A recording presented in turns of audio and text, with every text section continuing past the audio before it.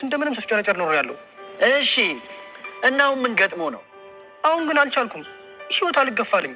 አንተ ወፍራሞቹ ጋር ማን ይዳለ እባክህ? ማለት ህይወት የሚስት ስም አይደል እንዴ? አንተ ለምን ወፍራም ታገባለህ? አቅምን አውቀ ቢጤን አታገባም ነበር እንዴ? ኧረ እኔ አላገባው። ትሰማኛለህ? ከዚህ በኋላ እዚህ አካባቢ እንዳላይ ስሸሽ ኖርኩኝ።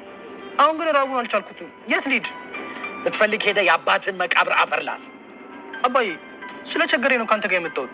እባክህ ለዛሬ አንድ ምግብ ግዛልኝ። ትሰማኛለህ? አንተ ዘረቢስ፣ ከእንግዲህ በኋላ እዚህ አካባቢ ባገኘ እናትና አባት ጎን ነው ማጋደበ። ገባህ አይደለ? ሰማኸኝ አይደል? ቆይ ግን እማዬ ለምንድን ነው ይህን ነገር የማትታዩ? ሰላምዬ እናትሽንማ እንዲህ አትናገሪያቸው። እውነቱን ሊያውቁ ይገባል። ሀና ዝም በይ። ሰላምዬ አትቆጪ፣ ልንገራቸው። ሰላም ህመም እኮ የማህፀን ቁስለት ነው። ምን? አዎ እትዬ፣ የተወሰነ የማህፀን ቁስለት ነበረባት። ከዛ ደግሞ የወር አበባዋ ተዛባ። ለዛ ነው ከፍተኛ የደም መፍሰስ የደረሰባት። ሰሊና እያሾፍሽብኝ ነው እንዴ? ቆይ ለምን አሾፋለሁ? ሰሞኑን ስራ ስለነበረኝ አላሰብኩበትም። ላስብበትና እነግርሃለሁ። አይ ከዚህ በላይ እንኳን መለመን ይቅርብኝ። ካሁን በኋላ ምላሽ ቢቀርብኝ ይሻላል። ምናልባት በፍቅር የምታምኝ ሴት ከሆንሽ ብዬ እንጂ የተንጠራራሁት ይህን ያህል እንኳን ክብሬን ማላውቀው እንደሆነ አይደለም። ለማንኛውም ለሰጠሽኝ ፍቅር አመሰግናለሁ። ቆይ ሳልፈልግ ብቀር ነው እንደ በግ እየተነዳሁ የመጣሁት? ማለት አንተ ከምትፈልገኝ በላይ እኔ እፈልግሃለሁ። ማሚ አላቅም፣ ብቻ ግን ሰሞኑን ውስጤ ዝም ብሎ ይረበሻል። እንዴ የሆንሽው ነገር አለ? ምንድን ነው እሱ? ምን እንደሆንኩኝ ምንም አልገባኝም እማ። ባለፈው ጊዜ እኮ ያመመሽ ሰሞን እንደዚሁ ስትጨነቂ ስታለቅሽ ነበር። እና ታዲያ ይሄ ምን ነው የሚያስከፋው? ሕክምናው አጠቃላይ ይፈጃል ያለኝ እስከ 400 ሺህ ብር ነው። እኔ ደግሞ እጅ ላይ ያለው 50 ሺህ ብር ብቻ ነው።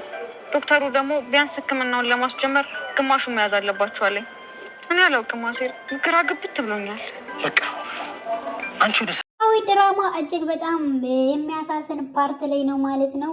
ስለ አሴር ያያችሁ ማለት ነው። ስለ ልጅነቱ ስለ አስተዳደጉ አይታችሁ ያላዘናችሁ ማን አለ ማለት ነው። በጣም ነው የሚያሳዝነው።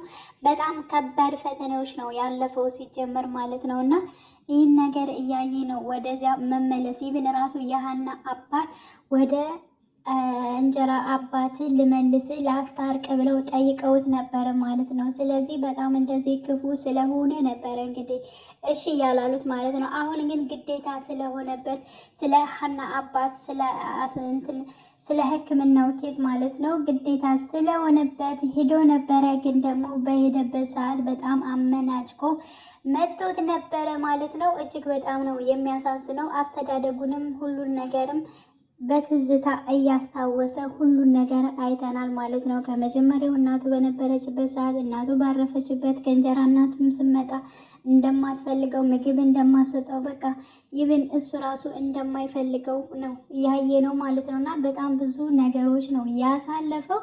እጅግ በጣም ያሳዝናል ማለት ነው። እጅግ በጣም ያሳዝናል። ሌላው እንግዲህ ደግሞ ሰላምዬ አሁንም እንግዲህ ልባ በድጋሚ ሊሰበር ነው። ምክንያቱም እንግዲህ የቀረባት ወይንም ደግሞ በፊት አርግዛ የነበረችው የአብሯት ከእናቷ ጋር የሚሰራ ተቀጥሮ የሚሰራ ነው። ስለዚህ አሁን ላይ ደግሞ አንተ ከምትፈልገኝ በላይ እኔ በጣም እወዳለሁ፣ አፈቅርሃለሁ በማለት እንግዲህ መልስ ሰጥተዋለች ማለት ነው። ያ ማለት እሺ ብለዋለች ሙሉ በሙሉ ማለት ነው። እና ሰላምዬ በድጋሚ ልቧ ሊሰበር ነው ማለት ነው።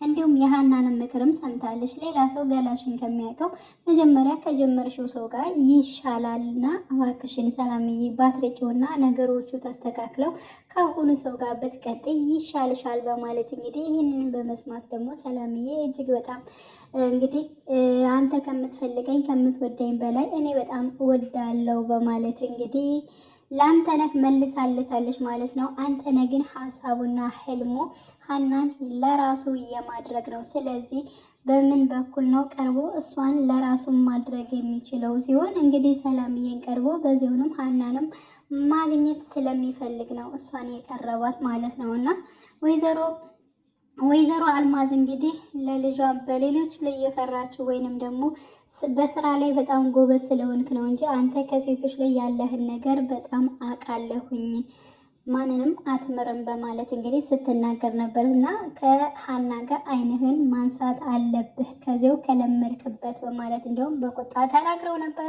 እንግዲህ ወደ ራሷ ልጅ ወደ ሰላም ሲመጣና ወደ እሷ ህይወት ሲገባ ስታውቀው እንደዚህ ያደረጋት ራሱ እሱ መሆኑን ስታውቅ ምን ይሰማታል? በጣም ከባድ ነው የሚሆነው ማለት ነው። ስለዚህ ከእሷም አልፎ እንግዲህ እሷን ለመጠቀሚያነት አልፎ ከዛም ሀናን የማግኘት የራሱ ለማድረግ ነው እጥረትን ለማድረግ ዝግጁት ያደረገው ማለት ነው።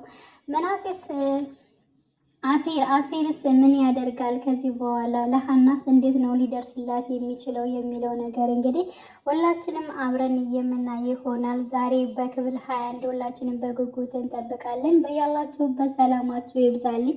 ለቤት አዲስ የሆናችሁ የደውል ምልክቱን በመጫን ቤተሰብ ይሁኑ ለማለት እወዳለሁ። ቤተሰብ መልካም ቀን